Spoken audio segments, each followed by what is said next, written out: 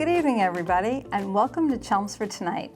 This is the show where we highlight the people and places that make Chelmsford and the surrounding areas such a great place to live and work.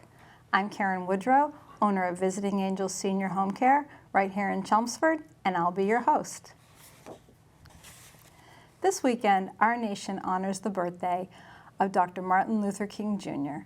Dr. King was the prominent leader in the American Civil Rights Movement.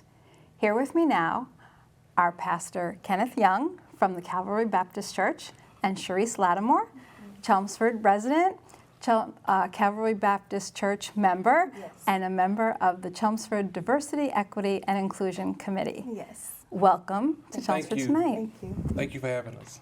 So it's great to talk to you. We're here to talk about celebrating the life of Reverend King, right? Yes. So you're having a celebration at your church this Saturday, January 14th. And before we talk about what that celebration is going to include, tell us a little bit about the church. I know it has a long history in the area.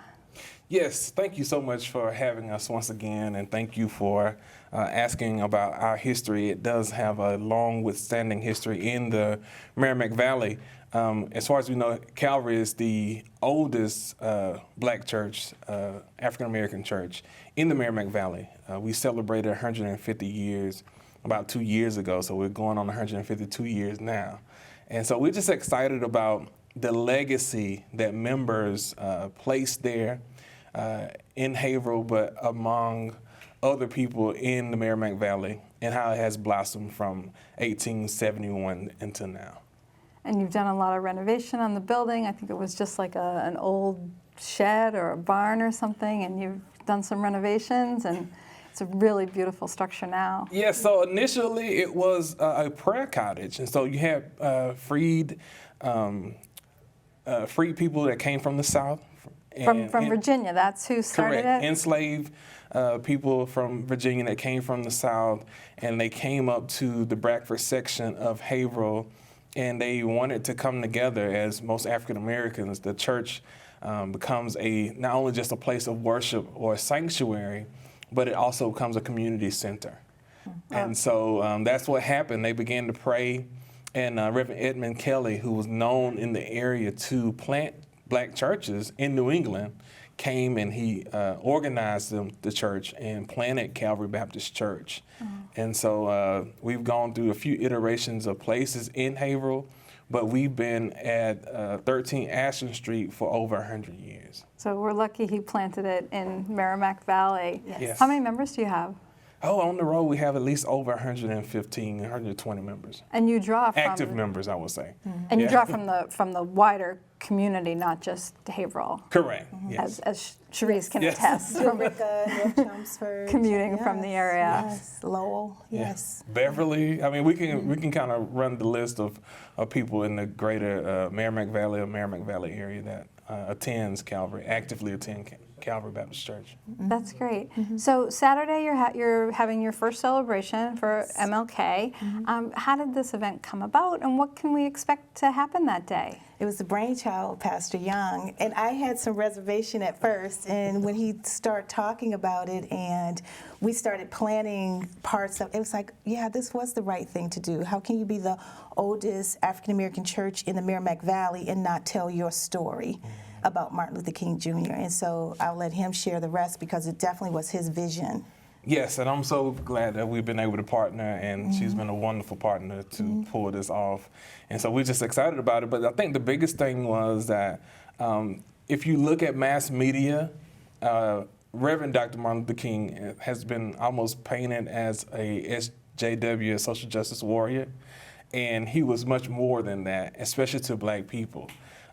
Being from the South and being from Georgia, his home state, I knew growing up that this is someone to look forward to. This is one of the reasons why I came to the Boston area to go to school, because of Reverend Dr. Martin Luther King. And so he started out in a black Baptist church, Ebenezer Baptist Church in Atlanta, under his father's direction. And so going to Morehouse, which is a historically black college university, joined the first African-American fraternity in Alpha Phi Alpha Incorporated. And so these are the building blocks to what we've seen later on in his life. So we wanted to make sure that that's highlighted because that's important. Yeah, That's his foundation. I mean, he was motivated to become a reverend because of other reverends that were talking about equality and civil rights. But he was more than that, and especially in your church, you honor that. He was very well educated. As you said, he was educated here in Boston. Yeah, Boston University. Yeah, and you tip your hat to that. In your church, there, I understand that you do scholarships for Yes, students? and so we do scholarships, and we've done several scholarships. I'm sure Cherrice can talk more about that as well. She's been a part of the scholarship committee. But we've Calvary has sent students out of its place for decades, and Syracuse, University of South Carolina, University of Chicago, Oberlin College, I mean, Morehouse, Spelman, the list goes on. MIT. MIT, yeah, as students have come into Calvary. And that's not only a part of our legacy, but I think it meshes well with the legacy of Reverend Dr. Martin Luther King, but also the legacy of the Black church. And I think that needs to be highlighted. Once again, it's not just a place that you come in on a Sunday morning. This is a Sunday through Saturday thing that is happening, and we're grooming people and preparing our younger people for a better life than what we have. Absolutely. So the church has become a community center, and this is where you're having the celebration. So in the day's festivities, I understand that Cherrice is developing an art gallery with a lot of tributes to Dr. King. Yes, and first of all, I want to thank the Mass Cultural Council as well as the Haverhill Cultural Council for providing a grant for us to really present this art gallery. We're transforming our fellowship hall into this really nice place where you can come and learn more about Martin Luther King Jr. Oftentimes, you know, you come, you hear the songs, but you really don't get the information. So we have pictures, a gallery, information. We have our kids who have drawn pictures from the younger and wrote a few essays.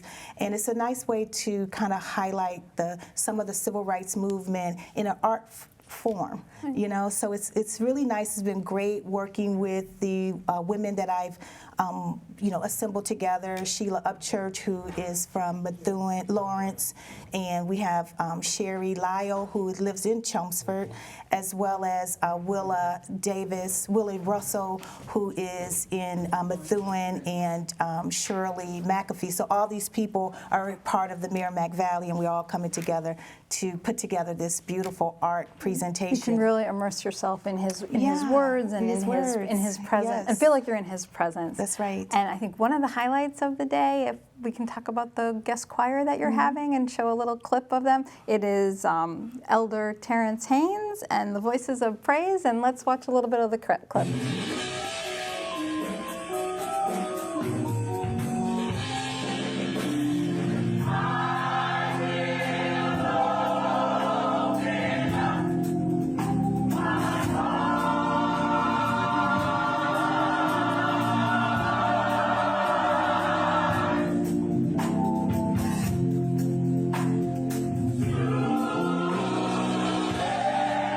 So it looks like it's going to be a really nice event. Thank you so much, Pastor Young and Cherrice, for being here and sharing the history of your church and for letting us all know about what's going on Saturday. I hope you have a lot of people from the community enjoying the event. Thanks for being here. Thank you so much. And I really hope everyone comes out and, collaborate and come and enjoy this wonderful festivity for the first time that we're presenting it. So great. I'm sure they will. Yes. Thank you. Thank you. We'll be right back after this break.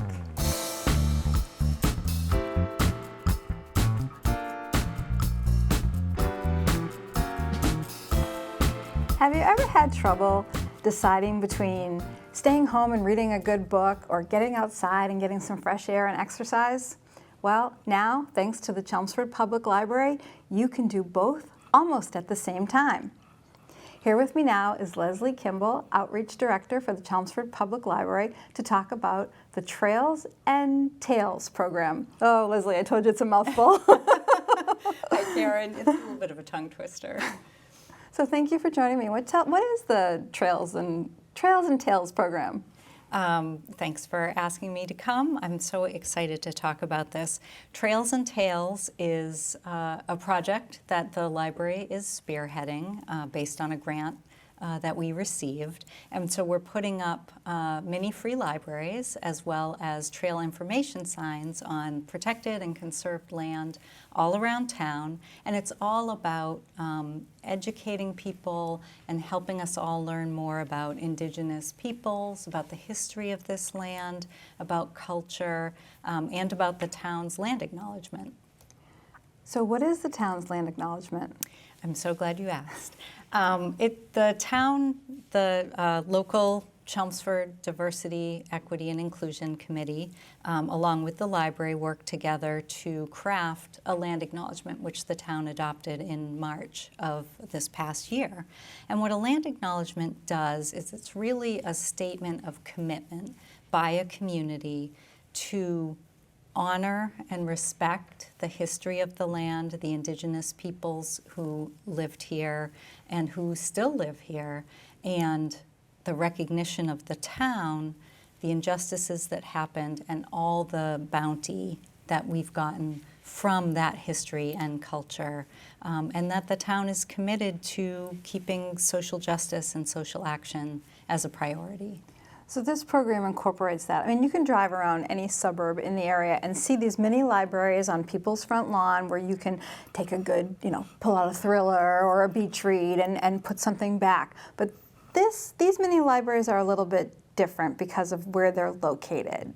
Yes, so you are going to have to not just drive through a neighborhood, you may have to do a little bit of walking to get to some of them. So we've partnered with the Chelmsford Land Conservation Trust and with the Chelmsford Conservation Commission to put these up on conserved and protected land in town. So some of them are right off of a parking lot for a trailhead. One of them is about a mile down the Bruce Freeman Rail Trail, starting at Brick House. So you go someplace beautiful, enjoy the natural landscape, but then also you have the opportunity to grab a book that's written by an Indigenous author or that has to do with local flora and fauna and learn more about the history, the culture, and the place where we live. Thus the getting outside and reading a book at the same time. Exactly. So I just have to clarify for our viewers that the program is called Trails and Tales, T-A-L-E-S, based on the books. But really, you're outside, so you might see some T-A-I-L.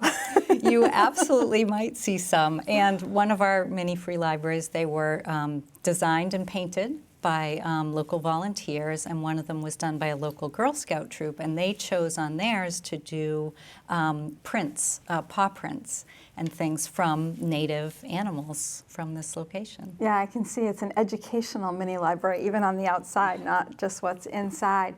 So my favorite part about this project, but there's so many great things to like about it, but I really think it's great that it was done by intergenerational volunteers that put the project, that executed it all.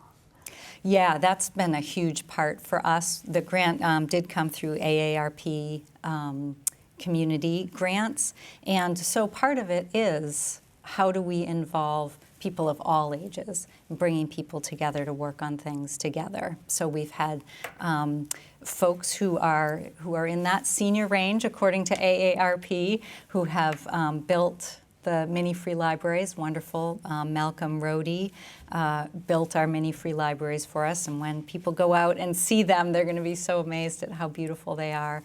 And then the Girl Scout troop, we have another Cub Scout troop, and several local artists who have been painting and designing what these little free libraries look like. And different divisions of the town have gone out and installed them.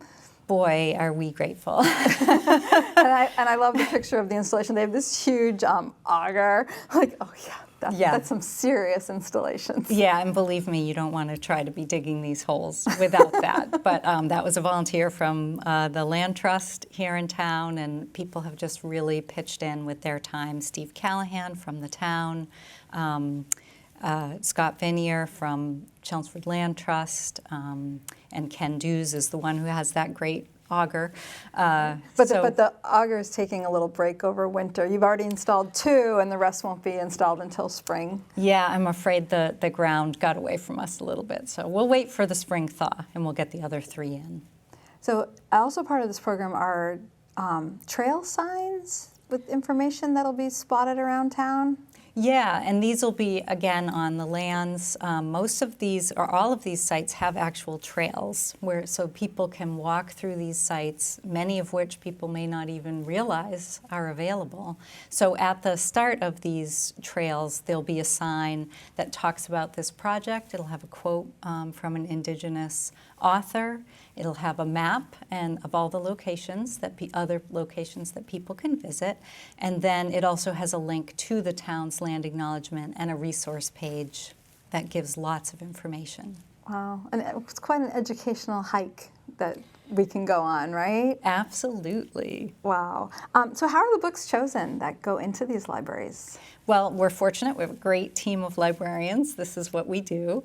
But the team got together and put together a list. They're books for all ages. We have board books all the way up to adult nonfiction, and some of it is histories, some of it is cultural, lots of novels written by Indigenous authors. People may be familiar with Louise Erdrich, or the fairly new book, Braiding Sweetgrass, which has been really popular. And so these are books that have a really high interest level, picture books that families can share together with their kids that all tie to this theme to learn a little bit more about Indigenous nations in our area, but also to enjoy the beautiful land that they're on, a book of plants that they may see while they're along the trail. Wow, what a great program.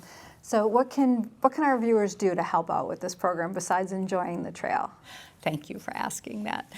We definitely, number one, want people to come and take advantage and grab these books, share them with neighbors and friends. The grant allowed us to purchase lots of extra copies of these, so we will be refilling them, so people don't need to be shy about taking something and sharing it. If folks in town have books themselves that touch on these ideas, we would love to have them share those with other people in the community by putting them into the little free libraries. So just like the Trails and Tales program, Chelmsford Tonight is also about sharing, and so I really appreciate you being on the show tonight and sharing the story about this program. It's good to meet you, Lesley. Thank you. It's great to meet you. We'll be right back after this break.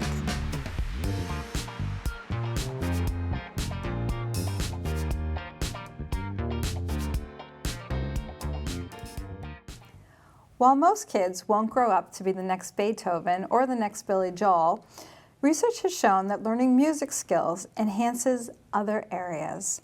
For more on that subject and how you can easily and cost-effectively enroll your child in private music lessons are Sarah Ryman, coordinator for music lessons at Chelmsford Community Ed, and Miles Jeon, an 8-year-old piano student. Welcome to Chelmsford Tonight. Thank you. I'm so glad you're here because I can't wait to learn about what's so fun about music lessons. So, Sarah, you've been with Chelmsford Continuing Ed for about 5 years, and you are not only the coordinator of the music lessons, but you're also a piano and voice instructor. And so I really need to know, why are you such a big advocate of childhood music education? Well, music ties so many things together. It ties culture, art, history, skills, math skills. Everything kind of culminates in music, and it's such a unifier throughout the whole world. It helps with social skills. It helps with brain power, because especially with piano, you're using your left hand and your right hand. You're using your feet. You're using your emotions. Everything has to go into one performance. What I really love about it that sports sometimes doesn't necessarily touch on is that it's you against you, and there's not a win. You don't get a win every week. It's what can you do to be better? What can you do to learn more? And it really teaches that discipline and follow through, and how you don't need 100 or a perfect score in order to keep growing. There's always room for improvement in music. So Miles, you have been playing piano for a very long time in your 8 years. How many years have you been taking lessons? Well, I've been about 3 years, and in July I'm going to be at the 4-year mark. Wow, that's a long time. And I hear you're pretty good. Do you like it? I don't like it. I love it. You love it. That must be so nice for you to hear, Sarah. Absolutely. So what do you love about it? Well, what I love is that you can change anything into a piece of music. And sometimes you can even teach yourself, like I did sometimes. Sometimes you teach yourself how to play? Yep. So you're ahead of the teacher when you show up for your lesson. Sometimes he is. Wow. And feelings, right, Miles? I know we've had conversations about how when kids struggle with certain feelings or have an abundance of feelings, it's so good to be able to express it on the piano, right? Yeah. Yeah. So you transfer all that energy into your fingers and just take it out on the keyboard. Wow. So Sarah, what's your philosophy on lessons? You and I talked about back in the olden days, you had the old lady down the street that would just teach you how to play and slam the keyboard, the cover on your fingers, strict, yeah. wrapping your knuckles, keep them up. What's your philosophy on teaching kids? Well, like you said in the introduction, most kids that study music aren't going to be the next Beethoven. But it's going to give them a skill that they can take through life, and it should be fun, and it should pique their curiosity and help foster a sense of learning. And I think if you can hit those 3 skills in one after-school activity, it's a huge benefit. And we try to make it fun so that they want to learn. I know all of our teachers teach to the student. They might have their own curriculum, but if a student has a passion for a certain band or modern music or jazz, we try to find the repertoire and the history and the cultural influences that we can connect to the lesson so that we can keep students engaged. It's not a set curriculum where it's do this or leave. So Miles, is it fun, your lessons? Yes, it is really fun, especially when I learn some songs, like when I did Arabesque. Wow. Wow, that sounds pretty complicated for 8 years old. Good for you. So a good place probably the best place in town to get affordable, high-quality music lessons is through Chelmsford Community Ed. I want you to tell us about the program. What makes it so high quality? It's high quality. Our instructors really come from such a great, diverse background and from some of the most prestigious schools in the country and have music backgrounds. We have master's degrees from some conservatories and some of the more public universities that have great music ed programs. I think also with the overhead, because we're in the school system, we don't need to charge an overabundance for overhead costs. We can keep our costs low. And it also brings in the qualified teachers because we pay our teachers a wage that's sustainable for their level of education. And so that's how we can really maintain a high quality teacher at a lower cost. The $29 for one lesson, and Newton Community Ed only keeps $4 of that, so you are paying your teachers pretty well to pass on their skills, Absolutely. Which is really nice. So let's take a look at a clip that we have of teacher Brian McGravey, and he's teaching a student how to play piano. So let's see if we can peek in on how the lessons go. Let's do it. So whatever fingers you use the first time, just hit the same 3 the second time.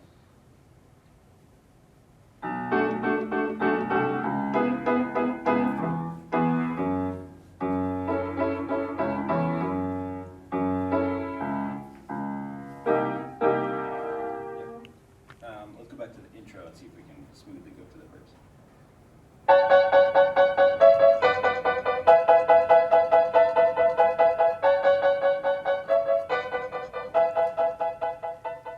So that was really nice. I mean, the student really looked like he was absorbing what was coming from the teacher and making that piano make some nice sounds. Oh yeah, absolutely. What other instruments can people take classes in? Yeah, so we really offer almost the full spectrum now. During COVID, we had to go to online like a lot of teachers did, and it was a struggle for music lessons because it's such a tangible thing we want to be in person for. But we brought on a woodwinds instructor, a brass instructor, we have guitar, and piano, voice. We have one gentleman who's also a jazz person. So we have a lot of all the basic, we also have strings. So we really cover them all. So if you play an instrument in K through 12, we probably have an instructor for you. And can anybody take these lessons, or do you have to be a kid? No, not at all. I mean, the bulk of our students probably are K through 12 because we're based in the Chelmsford community ed space and in the schools. However, you can be any age. You know, what do they say? Up to 99, 109. Oh, it's good to know. Some of our Visiting Angels clients might Yeah. be calling you up to have Absolutely. some lessons. Yeah, I mean, you and I talked about this. I took lessons when I was little. I begged my mother to let me quit, and she loves telling that story because it really was torture for me. And now, as an adult, I really regret that I can't play an instrument. So, Miles, you please keep at it. And I see your T-shirt says future, and you are the future, and we look forward to seeing it. And as we said, this is not going to be your only time on TV, we're sure. Do you hope to play another instrument someday? Yes, because my dad and mom, they both play instruments, and once I finish my piano books, they're probably gonna be good well enough because they haven't played in a while to teach me some.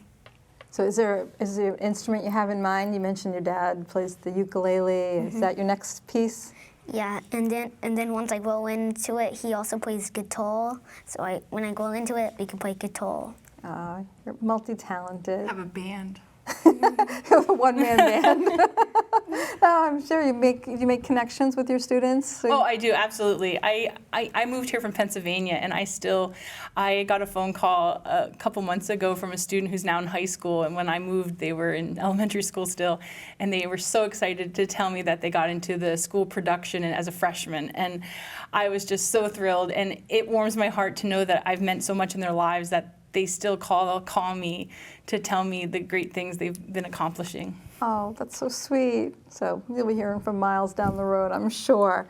So Miles, if you would do us the honor of playing out the show, and so we can hear what you've learned from your music lessons at Chelmsford Community Ed. But first, I want to thank my crew. So hold on one second. Thank you for joining me tonight, spending some time on Chelmsford Tonight. I want to thank my crew. We got a full crew tonight. We got John Egan on the camera, Bob Pariseau running the floor, and Karen Karpawich. Of course, up in the booth, we have Pete Pedulla running the whole show. I just want to thank everybody for being here, and we will see you next time. And now, ladies and gentlemen, I present to you Miles Jeon.